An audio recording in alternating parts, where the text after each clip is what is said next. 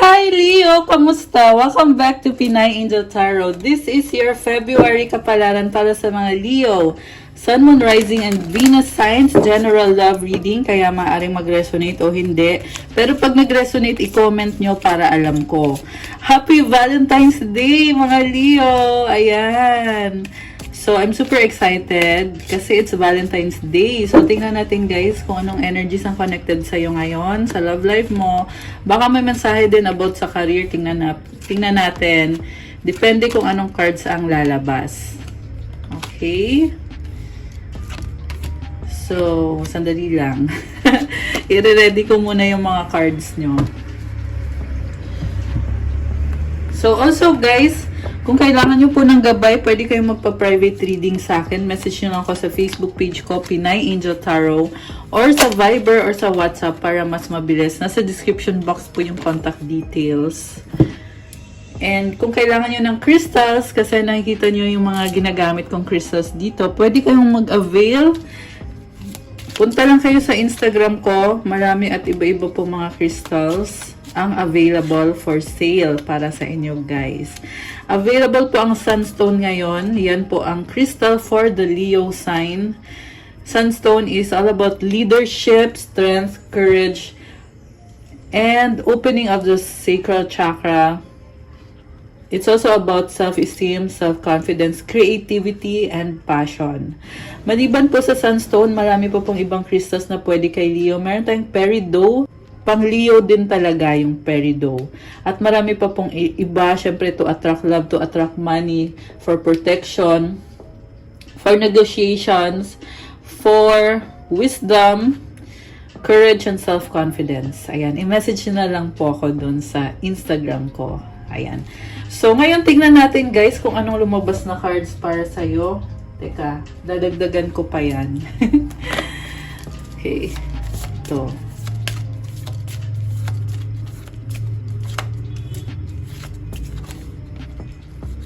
Okay. So, ang unang card para kay Leo.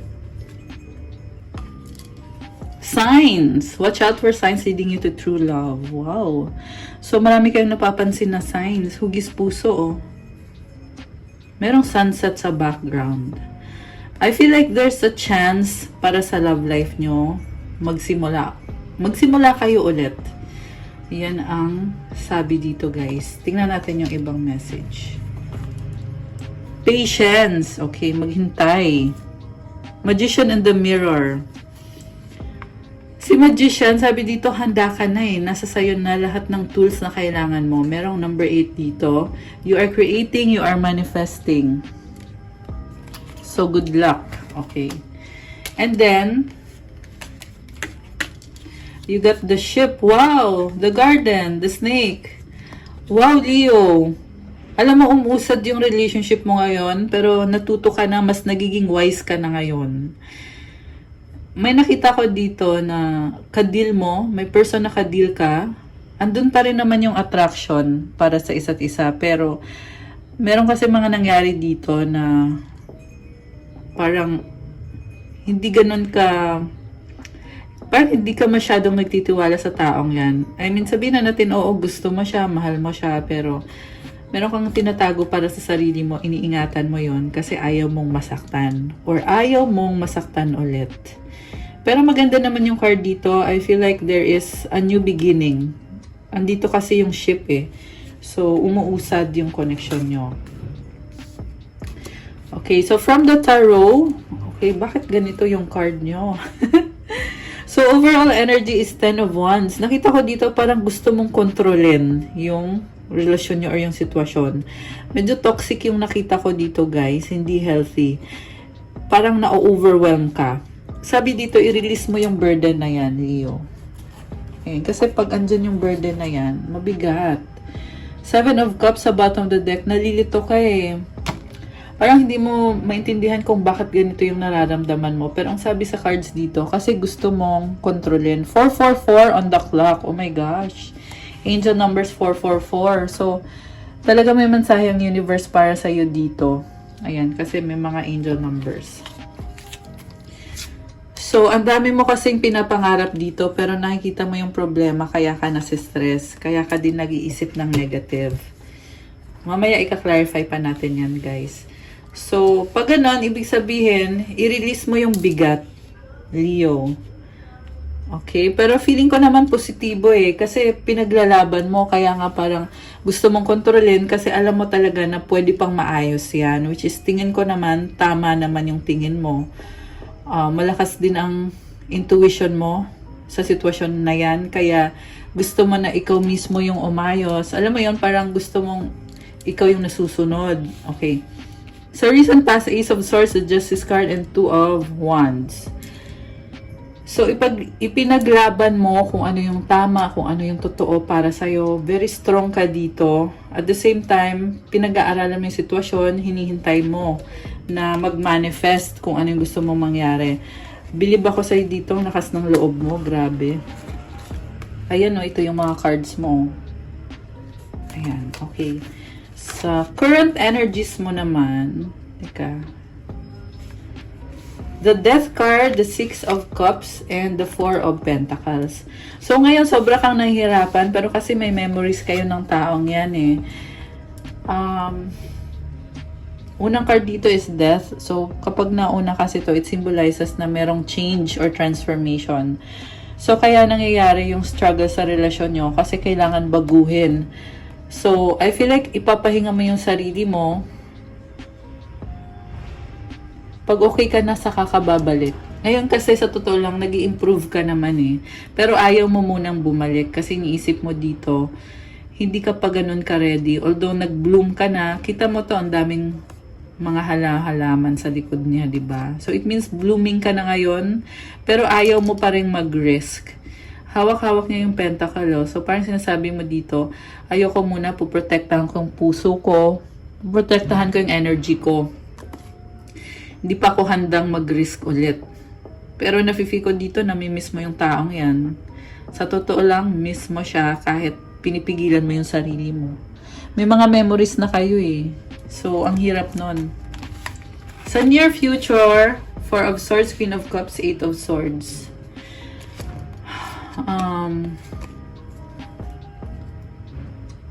Sa totoo lang, nakita ko, mahal mo siya pero ayaw mo kasi magka-problema, kaya parang pinipili mo mag-isa.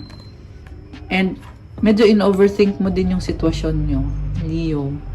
Kaya nakakalito, mahal mo yung tao, pero at the same time, ayaw mong ma-stress. Ano ba kasing ginawa ng taong yan? Bakit ka masistress sa kanya? Yan yung tanong. Okay, i-clarify natin, guys. So, ang gagamitin kong card sa pag-clarify is itong makulay. Ayan. Makulay ang buhay. Ayan. I-clarify natin kung bakit nabibigatan si Leo. Tsaka nakita ko dito yung iba parang natutulala kakaisip. Gusto mo kasi siya Sa totoo lang, gusto mo siya, pero nalilito ka, paano ko ba ayusin to?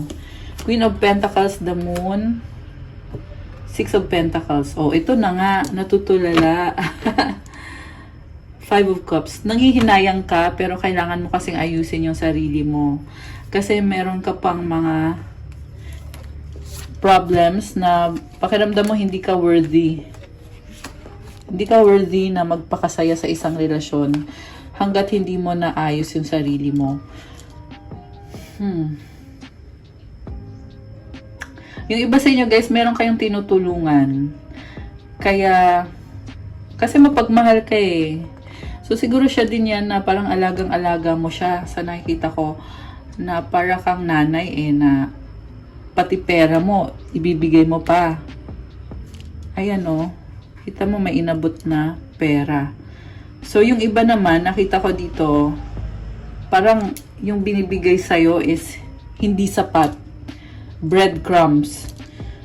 So, iniisip mo tuloy, may mali ba sa akin? Bakit ganito lang yung natatanggap ko sa taong yan? Deserve ko ng something more? Kasi more din yung binibigay ko sa kanya. So, parang feeling mo tuloy kulang sa appreciation yung effort na ginagawa mo. Kasi ugali din naman kasi talaga ng Leo na very generous eh. Kaya parang iniisip mo tuloy na unfair. Kasi kung ikaw bibigay mo lahat, bakit sa'yo ganito lang yung ibibigay? So, hindi balanse. Pero nangihinayang ka din eh. Sa ngayon, lungkot yung iniisip mo. Sa totoo lang, mas pinipili mong magpakalungkot. Sorry, yan kasi yung nakita ko dito eh. Kasi pwede pa namang maayos to eh. Kaso nga lang yung lagi mo iniisip, nakakalungkot naman to. Parang ganun yung lagi mo iniisip, sayang naman to. Or posible din kaya lumabas to kasi nagkaroon ng missed opportunity. Ibig sabihin, magiging okay sana kayo.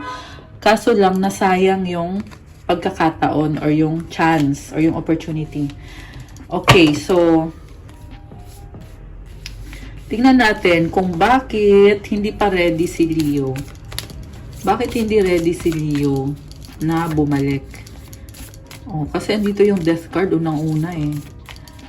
Bakit? Okay. Oh, lumabas ulit. Ayan guys, very synchronized yung cards sa reading natin. So, death is struggle. Transformation kasi ito eh. Kasi hindi ka nakontento sa sitwasyon nyo. Kaya lumabas tong death. Ibig sabihin kailangan ng baguhin. Merong ginawa yung person mo na hindi ka sumasang-ayon. Kaya ito, yung iba talagang nagka-conflict, nag-usap, nagsagutan, or nag-away. Not necessarily din naman away. Posibleng sa isip nyo lang na naiinis kayo. Merong naka-block dito. Ayan, meron ako nakita na literal na nag-away talaga. So, merong uminit ang ulo, or baka walang away pero binablock. Kasi nakaharang tong, kita nyo yan yung mga wands nakatayong ganyan. So, pag ganon, ibig sabihin, binlock nyo. Sa bottom of the deck, andito yung the Empress card. The Magician. Oh, wow. Alam mo, ang ganda ng card mo dito. Sabi dito, decision mo, Leo. Decision mo talaga kung ibabalik mo ba to. Kasi, okay na okay ka eh. Si Empress kasi, nasa sa kanya na lahat. 1, 2, 3, 4. Oh my gosh. Napatingin talaga ako.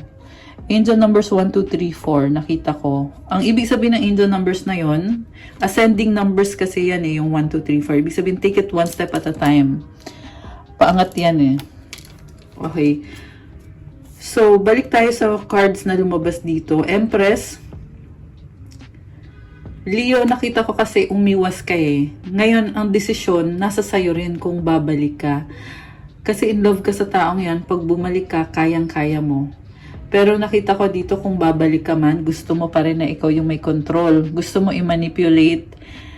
Kasi ayaw mo nang mangyari yung nangyari dati na parang hindi sapat yung binibigay sa'yo. 'Di ba? Ayaw mo maging unfair sa sarili mo. Pwede kayong maging masaya ng taong yan kung ikaw mismo yung magdidesisyon na tatanggapin mo siya, na magiging parte siya ng buhay mo. Ganon yon. The Chariot. Oh my gosh! Andito yung Chariot. Oh my gosh! Guys, ang ganda ng cards nyo. May Knight of Wands. Alam mo, sa totoo lang, Leo, kung ilalaban mo yan, magiging successful ka. Ang galing, nakakatuwa. I mean, kahit 2 beses lumabas yung death card dito, ito yung struggle mo sa taong yan eh. Nahihirapan ka, oo, andun yung problems. Pero at the same time, lumabas din itong very positive cards na sinasabi dito na kung gusto mo nang ipagpatuloy or i-pursue yung relationship or yung connection na yan, magiging successful, sobrang successful. Magtatagal pa yan ng pang long term. Yung nga lang parang kailangan nyo talagang magkasundo ng taong yan kasi andito din yung 10 of Wands eh. Nakita ko dito na gusto mong ikaw yung dominante, ikaw yung may control. So, sa lahat ng klase ng relationship, kailangan talaga ng compromise. Sabihin natin, oo, mapagbigay ka, mapagmahal ka, maalaga ka. Pero kung walang compromise, guys, sa huli, magsasuffer din yung relasyon nyo. 'Di ba? Kasi magkakaiba kayo ng ugali eh. So, dapat talaga merong balance sa inyong dalawa. Okay? Ganun yung nakita kong mensahe dito. Okay. So, i-clarify natin. Anong feelings ng person mo, Leo? Yung taong mahal mo. Ano naman ang pakiramdam niya? Person ni Leo, ano bang feelings? Three of Cups. Oh, andyan naman pala siya eh. Oh my gosh! Emperor! Knight of Swords. Sa totoo lang, Leo, posibleng soulmate mo to. Kasi ikaw kanina si Empress. Ito na yung Emperor, oh. Ayan. Actually, twin flame yung nakita ko dito, guys. So, ikaw yung feminine counterpart. Ito yung masculine counterpart. Si Emperor, tsaka si Empress. Mag-twin flame yan eh. So, ayan, although not necessarily twin flame, pwede naman kasi ganito yung energy kahit hindi mo twin flame yung tao. Pero ang lumabas dito is, yung person mo, gusto niyang kumonek sa'yo, very masculine energy. Siya yung parang, nakikita niya kasi kung ano yung problema dito eh. Pero, may say din siya. May parte din siya sa mga desisyon na kailangan gawin sa connection niyo or sa relasyon niyo. Andito yung Knight of Swords, meron bigla ang energy, baka biglang magkaroon ng communication, baka magkikita kayo or something. Pero masaya naman yung card, merong emotions, merong celebration. Ayan. Okay, so i-clarify pa natin. Anong feelings ng person ni Leo? Oh, wow! The Fool and the King of Pentacles, the High Priestess. Oh my gosh! Knight of Cups. Alam mo, may sikretong attraction yung person mo. Bakit kailangan isikreto? Gusto ka niya, guys. Gusto ka niya, Leo. Pero parang, baka mahiyain to, no? May nakita kong earth sign, Capricorn, Taurus, Virgo. Although this can be any sign. Meron din sign ng Pisces. Meron din sign ng water sign, Cancer, Pisces, or Scorpio. Ang nakita ko dito, yung person mo, very serious siya. Gusto niya magtagal yung connection nyo. Merong loyalty dito, pero tahimik siya sa mga plano niya, hindi niya sinasabi sa'yo. Mas pinipili niyang wag na lang ipaalam sa'yo. 1717, angel numbers. Oh my gosh! I love it pag merong angel numbers pag nagre-reading ako. Kasi it means na synchronize yung mga sasagap natin na energy, synchronize sa universe. So, 17 is also number 8, which is a number of manifestation. Malakas yung manifestation mo, Leo, kaya itong person na ka-deal mo, talagang andun din yung minamanifest ka din niya. Masikreto siya, sinisikreto niya na in love siya sa'yo. Kaya nagtataka ako, ba't kailangan sikreto? Pwede naman kasing sabihin. Diba? Pwede naman sabihin na in love ako sa'yo, ganon. Pero mas pinipili niyang manahimik. Nakita ko dito parang introvert yung person mo eh. Kita mo itsura niya serious. So, kumbaga nakafocus siya kasi sa kung anong dapat niyang gawin, paano niya ba gagawin yan. Kaya hindi siya masalita. Pero nakita ko loyal sa'yo. May nakita din akong pangangailangan dito na may nakita akong provider tsaka yung tinutulungan. Baka ito yung provider sa inyong dalawa or baka baliktad. Baka ikaw yung provider, siya yung tutulungan. Ayan, depende. Minsan kasi baliktad eh. Since general reading roles can be reversed. Okay. Ano pang energies dito ng person ni Leo? King of Cups. Oh my gosh. Love. Deep love. Grabe to, guys. Alam mo, daming naging problems dito. Pero itong person na to, andun pa rin siya, nagmamahal pa rin siya. Kaya, maswerte ka dito. Ayan lang ang masasabi ko. Grabe! Si King of Cups kasi nagtitiis yan na kahit nakikita niya na ang daming problema, alam niya yung mga problema. Yung iba, hindi niya din alam yung detalye, pero tahimik lang siya. Kasi masaya siya sa'yo, pangarap ka niya So, titiisin niya yan. Hindi yan nagre-reklamo. Wow naman. Okay, ngayon lumabas dito. Ito na nga meron siyang pinoproblema. Pero, actually, kung ano yung sinabi ko, yan din yung lumabas sa cards dito. Kaya hindi ko na uulitin. Hindi na siya nagsasalita. Kahit alam niya na merong mga problems. Pero tahimik lang siya. Mas pinipili niyang ikalma yung sarili niya. On the process of healing din kasi siya. Hinihil niya yung sarili niya. Kawawa naman. Parang yan yung na-sense ko sa person mo. Kawawa naman, nagtitiis. Okay. Oh my gosh. The Devil and the Two of Cups. King of Wands. Guys, ang nakita ko dito, matinding attraction and obsession. Which is natural lang yan kung may relasyon kayo, di ba? Four of Wands, commitment. Excuse me. Ayan, nakakaloka naman tong cards na to. Pero, very romantic. Alam mo kung bakit? Kasi Valentine's na bukas. Kaya malamang meron talagang romance. Lalo na at meron kayong commitment. Alam nyo pareho na tanggap nyo isa't isa. Alam nyo pareho na gusto nyo isa't isa. Kaya yan yung lumabas dito. Parang na-obsess kayong dalawa. Grabe! Nakakaloka. Wala na akong masabi. Ayan. So this is a good romantic reading. Para sa mga Leo. Congrats. Anong outcome dito? So far guys, parang isa to sa mga romantic na readings ngayong buwan. Yung Leo na reading. Okay, the outcome is sa bottom of the deck merong the Star. Wow, manifestation. So ito na nga. The outcome here is 8 of tuloy. Number 8 din kasi itong the Star eh. Kanina merong angel number 17, which is dalawang 8 yun. So ito na naman, number 17, oh. Ayan. So another number 8. It symbolizes manifestation. And nakita ko na naman yung number 17. Ayan, dalawang 17. Nakikita ko sa device ko. So anyways, ang nakita ko dito, have faith kasi nakukuha mo yung minamanifest mo. Ayan, nakakatuwa. Grabe! Ikaw na talaga. Oh my gosh, the Hierophant. Alam mo, ang dasal mo, nagkakaroon ng kasagutan. Ayan, galing to sa taas eh. Galing to sa divine. Pagpatuloy mo lang. Grabe, ang lakas ng manifestation mo ngayon. Justice, balance. Baka may kayong Aquarius, Taurus, Libra. Yan yung mga signs na lumabas dito. Although this can be any sign. Okay. Grabe palaban ka, Leo. Grabe.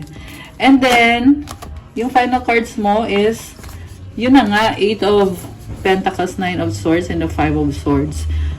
Naghihintay ka kasi hindi pa tapos to. Meron ka pang kailangan ayusin. Alam mo, kahit lumabas yung magandang cards kanina, meron pa kayong hindi naayos ng taong yan. So, ang ma-advise ko lang is, available ka naman, edi mag-usap kayo. Mukha kasing ikaw, tahimik ka lang eh, hinahayaan mo lang siya na gawin kung anong kailangan niyang gawin, habang ikaw, inaayos mo yung sarili mo, pero hinihintay mo siya. Yung nga lang, hindi mo siya pinipressure, pero ikaw yung nasistress kakaisip. 'Di ba? Pakiramdam mo talo ka. Ayan, so, I suggest na make time na para mag-usap kayo. Kuha ko ng advice cards para sa mga Leo at ng mensahe galing sa universe. Grabe naman, ang ganda ng reading ng mga Leo, ha? Magpabasa na all ka na lang talaga.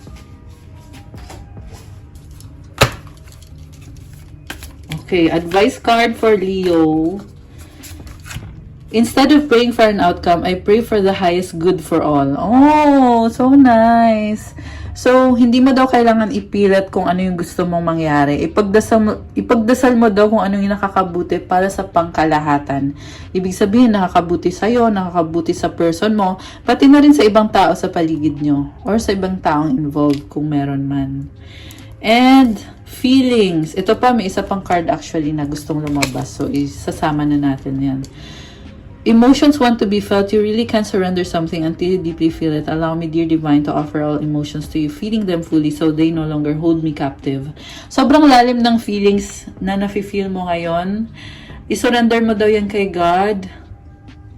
Ipagdasal mo daw na hindi ka na kontrolin ng feelings mo. Okay, minsan nakaka-overwhelm kasi yung feelings eh. Kaya yan yung nakikita kong nangyayari dito. Hindi mo kailangan na pasanin yung lahat ng emosyon na yan. Ipagdasal mo yung sitwasyon mo. Okay? Para gumaan. Ayan. And lastly, independence. The more you learn to feed yourself on the inside and care for the inner child, the more freestanding you become. Help me feed and love this inner child, dear Lord. Oh, this is nice. Kayang-kaya mo ang sarili mo. Kapag daw masaya ka, binibigay mo sa sarili mo yung happiness mo, mas nagkakaroon ka ng independence, mas nagiging malaya ka para gawin mo kung anong gusto mo. So, palagi mo daw mahalin at alagaan yung inner child, which is ikaw din yon. Mahalin at alagaan mo sarili mo, Leo. Kasi you are an independent person, gagawin mo kung anong gusto mo, kung kailan ang gusto mo. Ganun yung vibe mo, ang saya-saya. Also, may nakita akong pagbabago nangyayari ngayon. Kita mo yung butterfly, ang laki. It's a symbol of transformation. So, good luck. Ayan, very nice. Ayan. Okay guys, that's what I have for you, Leo. Para sa yung February ka pa lang. Thank you for watching. I-like nyo na tong video na to. Comment kung nag-resonate ba or ilang % nag-resonate. Siyempre, mag-subscribe po kayo sa mga bago sa channel na to. Kasi malaking tulong po yan para tuloy-tuloy lang ang paggawa natin ng free readings para sa inyo guys. Thank you so much mga Leo. At kung kailangan nyo po ng gabay, kung nag-resonate kayo at kailangan nyo ng more information, pwede kayong magpa-private reading sa akin. Message nyo lang ako sa Facebook page ko, Pinay Angel Tarot, or sa Viber or sa WhatsApp para mas mabilis. Nasa description box po yung contact details ko. And for those na nagtatanong about the crystals, marami at iba-iba po yan. Punta po kayo sa Instagram ko, i-follow nyo ako doon kasi doon po nakapost yung tungkol sa mga crystals, pati na yung mga benefits at mga detalye. So, i-message nyo na lang ako doon. Meron tayong crystals to attract love, to attract money, for self-confidence, for calming and soothing, for relaxation, for motivation, for grounding and creativity. Meron din for protection, spiritual protection, for courage and strength, and for new beginning, for vitality, at marami pa pong iba. So, tingnan nyo po doon para kayo na mismo ang pumili kung saan kayo na-attract. Yung sinabi ko kanina, crystals para kay Leo is sunstone for leadership, for grounding, and for manifestation, and for new beginning.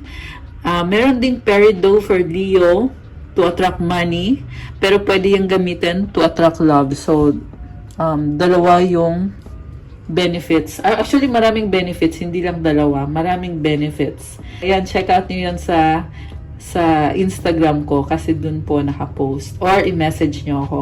Thank you so much, Leo! Happy Valentine's ulit, guys. Have a good day. God bless you all and stay safe. I'll see you again soon. Bye!